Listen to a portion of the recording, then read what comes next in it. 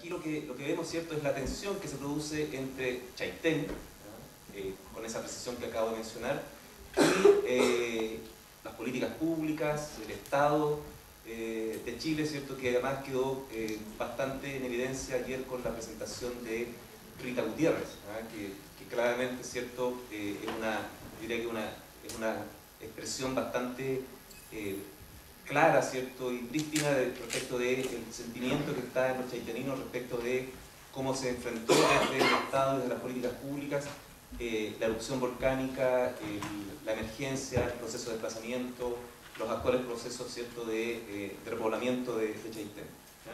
Ahora, algunos elementos de los que vamos a conversar ahora es claramente la información con la cual hemos trabajado refiere básicamente a los retornados a Chaitén. Por lo tanto, ahí podríamos decir, hay un sesgo, pero que de algún modo nos da pistas respecto de esta reconfiguración, ¿cierto?, del Chaitén por sus habitantes en este proceso de repoblamiento y en la disputa, ¿cierto?, que establecen con todas las disposiciones que se tomaron desde los agentes de política pública una vez en todo el proceso, ¿cierto?, de erupción volcánica, desborde del río Blanco y todas las medidas que se tomaron en primera instancia, ¿cierto?, para de algún modo evacuar, ¿cierto?, para declarar inhabitable la localidad de Chaitén y bueno, todas las consecuencias, ¿cierto?, que claramente ayer nos expresó también Rita. Este día también de que lo que mencionaba, que Chaitén es obra de los chaiteninos, o sea, el pueblo de Chaitén, la manifestación material de lo que es Chaitén, también es consecuencia de las acciones, las prácticas, ¿cierto?, las aspiraciones, las expectativas de sus habitantes a lo largo de buena parte del siglo XX. O sea, Chaitén no es consecuencia de actos de planificación central, no es consecuencia de la acción del Estado necesariamente, sino que básicamente es un acto de colonización, ¿cierto?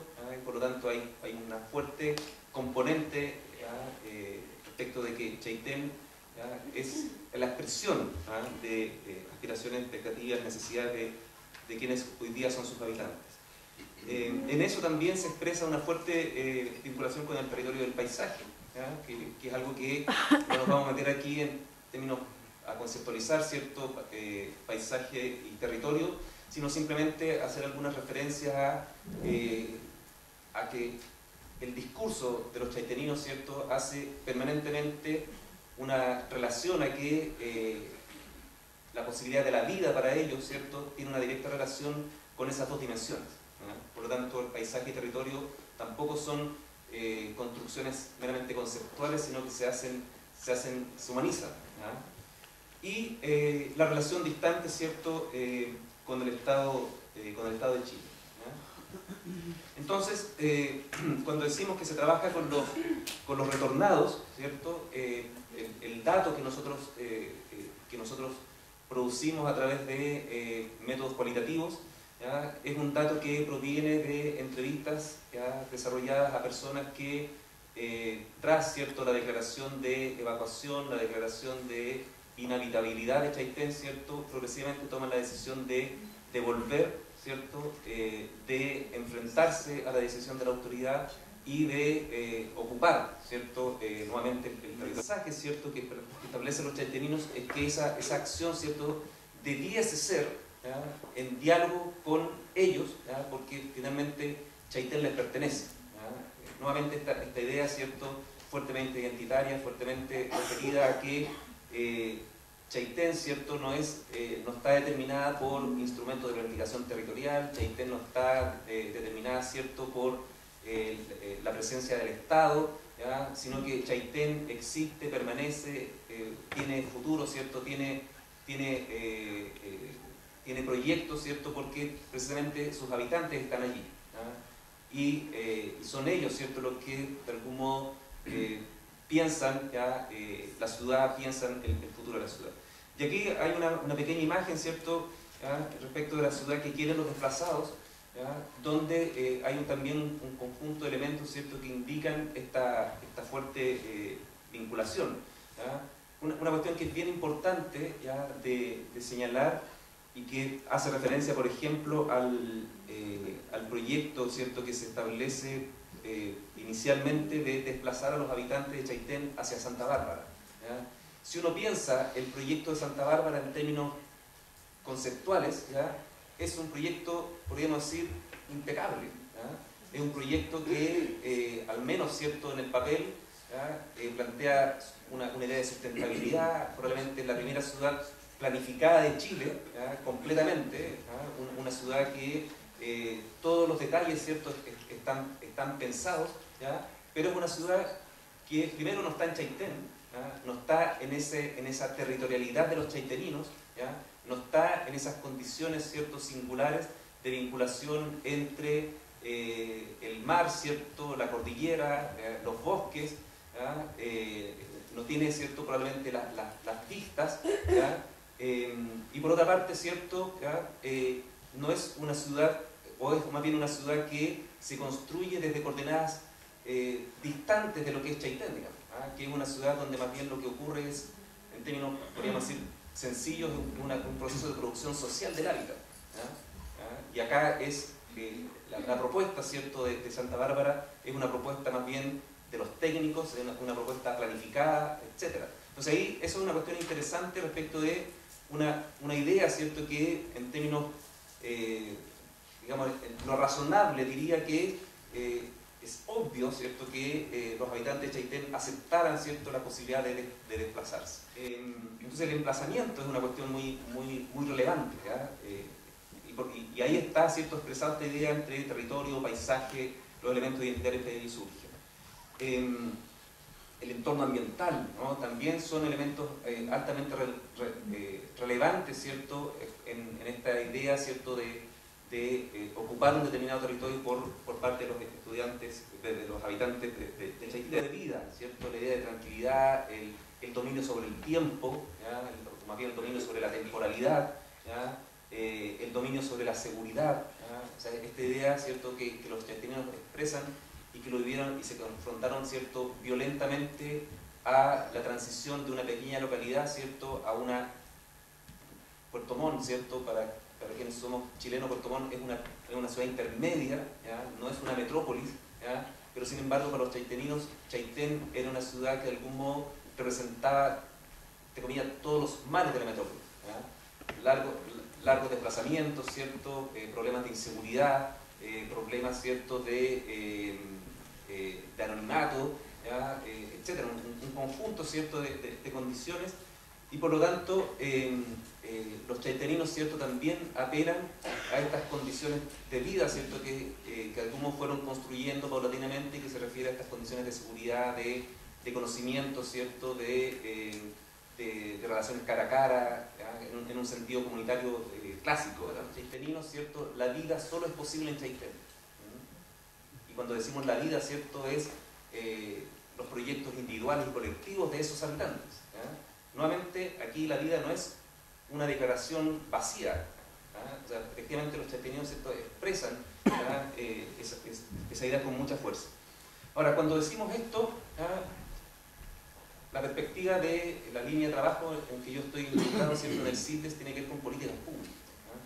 Entonces, la perspectiva es, bueno, cómo las políticas públicas, ¿cierto?, dialogan con esto, ¿ya? Cómo las políticas públicas, ¿cierto?, ¿ya?, incorporan, podríamos decir, mayor inteligencia, ¿ya?, respecto de cómo enfrentar situaciones diferentes, ¿ya? Cómo las políticas públicas, ¿cierto?, dialogan con escenarios complejos, ¿cierto?, diversos, ¿ya?, y cómo las políticas públicas efectivamente dialogan con esas comunidades, ¿ya? Entonces ahí hay un conjunto de desafíos, ¿cierto?, que surgen, ¿ya?, que quedan muy bien expresados en el caso Chaitén, y creo que también cuando uno conoce las experiencias post-terremoto, ¿cierto?, en un conjunto de localidades. Ayer tuvimos la experiencia, ¿cierto?, del caso de Constitución, ¿ya? También ahí uno se encuentra con esta disociación, ¿cierto?, de los intereses de las comunidades, de comunidades que están fuertemente arraigadas a un territorio, ¿ya?, y que se ven enfrentadas a una política pública que actúa de manera, ¿cierto?, estandarizada, una política pública que dispone de dispositivos técnicos, burocráticos, ¿cierto?, extremadamente eficientes, pero que no tienen mucha sensibilidad respecto de las problemáticas concretas que están presentes en un determinado territorio. Entonces ahí surgen un conjunto de desafíos que obviamente hemos venido construyendo a lo largo de un par de décadas, por lo menos, ¿cierto?, a quienes hemos estado trabajando particularmente en el ámbito de las políticas urbano-territoriales, pero acá probablemente este escenario probablemente se tensiona y entra en una crisis un poco mayor, un poco más compleja. Y eso se expresa, ¿cierto?, en esta relación distante con el Estado de Chile, que no es exclusivamente respecto de la catástrofe y la post-catástrofe, ¿cierto?, sino que es una relación distante histórica. Esta idea que yo les señalaba al principio, que Chaitén, ¿cierto?, se fue construyendo siempre con un cierto distanciamiento de ese Estado chileno. Chaitén, en buena parte, ¿cierto?, fue obra, ¿cierto?, del esfuerzo de sus habitantes, pero esta relación distante, ¿cierto?, se profundiza al momento de la catástrofe, cuando, ¿cierto?, autoridades centrales, autoridades políticas, acompañadas, ¿cierto?, de un conjunto de técnicos, enfrentan la situación, creen que el problema se resuelve con un conjunto de decisiones de orden técnico sin diálogo con esas comunidades, y hay de algún modo Chaitén, ¿cierto?, sus habitantes comienzan, ¿cierto?, a tensionarse, comienzan a rebelarse frente a esas acciones. Esta idea, ¿cierto?, de que se sienten, o más bien los chaiteninos, ¿cierto?, perciben en esa relación con el Estado que el Estado no los reconoce, que los considera como ciudadanos de tercera categoría, como señalaba ayer Rita, que son políticas públicas, ¿cierto?, que no tienen ninguna afinidad con lo que allí ocurre, incluso, ¿cierto?, en esta tensión que se produce entre los habitantes respecto de la concepción del riesgo. O sea, ¿qué nos dice un habitante chaitenino a un habitante, ¿cierto?, de una metrópolis como Santiago, respecto del riesgo? O sea, es más seguro Chaitén con volcán y todo que vivir en Santiago. Salgo a la calle, me asaltan, me atropellan. Lo que ha ocurrido en el caso de Chaitén, lo que ha ocurrido también en los procesos de reconstrucción post-terremoto, es que han operado un conjunto de políticas públicas que operan bajo la lógica de transferencias condicionadas. O sea, usted tiene derecho a un conjunto de beneficios a cambio de. Usted tiene que cumplir un conjunto de condiciones, usted recibe un beneficio, pero usted, digamos, hay casos extremos, ¿no? O sea, el proceso post-terremoto, ¿cierto? O sea, el serbio, ¿cierto?, que a los damnificados le dice: usted recibe un subsidio, pero usted tiene que firmar este documento en donde rehúsa, ¿cierto?, a establecer cualquier demanda al Estado chileno. Transferencias condicionadas, ¿no?, que de algún modo siempre han operado, pero que en contextos de catástrofe probablemente se transforman en gestos, digamos, complejos y que le otorgan un mayor dramatismo. Pero en general todas las políticas públicas son eso. O sea, usted postula un subsidio habitacional en condiciones normales, usted no puede arrendar, ¿cierto?, usted no puede vender en tal cantidad de años, usted no puede postular a otro beneficio, por lo tanto, unas reglas del juego, ¿cierto?, bastante claras, que tienen que ver con estas transferencias condicionales en cuestión, ¿cierto?, las reglas del juego que establecen la política pública, ¿cierto?, que establecen los instrumentos de política pública, y por lo tanto hay allí se tensiona, ¿cierto?, el modelo de decir: a ver, aquí las cosas no necesariamente son como la autoridad quiere, sino que hay que establecer un proceso de negociación. Y eso en el caso de Chaitén es extremadamente claro. O sea, Chaitén es inhabitable. Nadie puede volver a Chaitén. Los chaiteninos vuelven. Se vuelve bajo ciertas condiciones, ¿cierto? Primero no hay agua, no hay luz, al poco tiempo hay agua. La zona sur de Chaitén, ¿cierto?, es inhabitable. Hoy día hay indicios de que la zona sur también podría ser habitable. Y eso, ¿de dónde surge?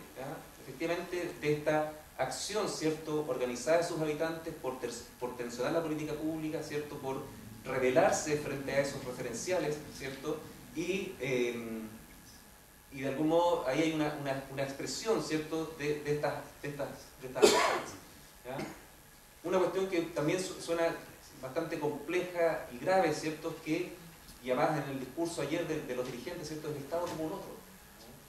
O sea, cuando el Estado se supone, ¿cierto?, que es un espacio de integración, ¿ya? Es un espacio donde todos debiéramos sentirnos representados, ¿ya? Un espacio donde todos debiéramos sentirnos protegidos por la acción del Estado, ¿ya? El discurso permanente, ¿cierto?, de los damnificados, en el caso chaitemino, en el caso Constitución, es que el Estado es un otro, ¿ya? Y un Estado al cual hay que enfrentar, ¿ya? Y esto claramente habla de una pérdida de legitimidad del Estado y con todos los riesgos que eso implica, ¿no? La debilitación de lo público, ¿cierto? La tendencia a la privatización, etc. ¿no? Las luchas por el reconocimiento, ¿no? Yo creo que es una cuestión también que es fuertemente presente en el discurso, en este caso de los damnificados, ¿cierto?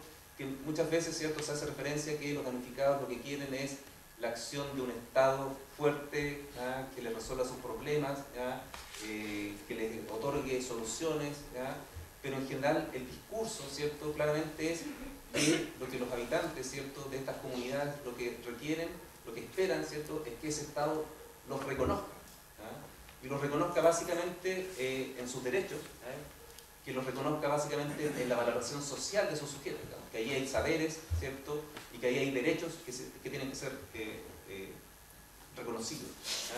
Entonces aquí claramente hay una idea, ¿cierto?, de reivindicación de derechos, ¿ya? Es una cuestión muy importante. Actualmente, ¿cierto?, en el análisis que se hace de los movimientos sociales, de los procesos organizativos, ¿cierto?, desde los años 90 en adelante, ¿ya?, es que hay procesos crecientes, ¿cierto?, de debilitación de los procesos organizativos, hay procesos crecientes de debilitamiento de los movimientos sociales, y que básicamente esos procesos de debilitamiento es que hay una pérdida que está obviamente centrado, ¿cierto?, en la pérdida o en el debilitamiento de los grandes relatos, ¿cierto?, y que por lo tanto hay una fuerte transición hacia el mundo privado, ¿cierto?, hacia los mundos de la vida, ¿cierto?, hacia lo cotidiano, ¿ya? Y hay una baja preocupación, ¿cierto?, por cuestiones que tendrían que ver con el bien común, con los derechos, etc. ¿Ya? Y probablemente buena parte, ¿cierto?, de los procesos organizativos generalmente tienden a moverse en el ámbito de lo instrumental, ¿ya? Y por lo tanto, ¿ya?, que los movimientos organizativos generalmente están asociados a las reglas del juego que establece la política pública, los instrumentos que establece la política pública, por lo tanto, ¿ya?, las organizaciones habrían aprendido a jugar el juego y jugaban dentro de las reglas del juego que el sistema establecía, ¿ya? Lo que hoy día vemos, ¿cierto?, es que si bien sigue siendo relevante en los habitantes de estos territorios, ¿cierto?, lo subjetivo instrumental, ¿ya?, hay una tendencia, ¿cierto?, creciente a establecer cuestionamientos de orden estructural, ¿ya? Y por lo tanto hay una tendencia, ¿cierto?, a que la disputa, ¿cierto?, no tiene que ver solamente con cuestiones referidas exclusivamente a los mundos de la vida, lo instrumental, sino que la disputa tiene que ver con la transformación del modelo y por lo tanto con una disputa más bien de orden ideológico, ¿ya? Ahora, no una disputa en orden ideológico como a la antigua, ¿cierto?, donde el cuento tiene que ver con la historicidad, ¿cierto?, los grandes cambios, las grandes transformaciones, las grandes revoluciones, ¿cierto?, sino que una disputa ideológica que se espera que tenga consecuencias prácticas en lo inmediato, ¿ya? Entonces hay una articulación, ¿cierto?, ¿ya?, en la acción de estos grupos organizados, ¿cierto?, que esperan, ¿ya?, por la disputa ideológica que haya un cambio en lo instrumental, ¿ya?, o sea, cambiar las reglas del juego, pero eso también tenga un efecto inmediato en la experiencia cotidiana, ¿ya? O sea, no es una disputa exclusivamente en el ámbito ideológico, ¿ya?, sino que se espera que sea una disputa en el ámbito ideológico que tenga consecuencias prácticas, ¿ya?, y consecuencias prácticas relativamente inmediatas, ¿ya? Entonces creo que ahí es una cuestión muy interesante que uno puede observar hoy día y que en el caso, ¿cierto?, de esta catástrofe, ¿ya?, o este conjunto de catástrofe que hemos estado observando, ¿ya?, también constituyeron en oportunidades para que estas organizaciones, ¿cierto?, en el enfrentamiento de estos procesos, ¿cierto?, desencadenaran mecanismos, ¿cierto?, ¿ya?, en torno a estas, podemos decir, a estos procesos refundacionales, quizás, ¿ya?, de las organizaciones sociales, ¿ya? Entonces creo que eso es una cuestión que yo quería poner sobre la mesa, ¿cierto?, para la discusión. Y eso, bueno, muchas gracias.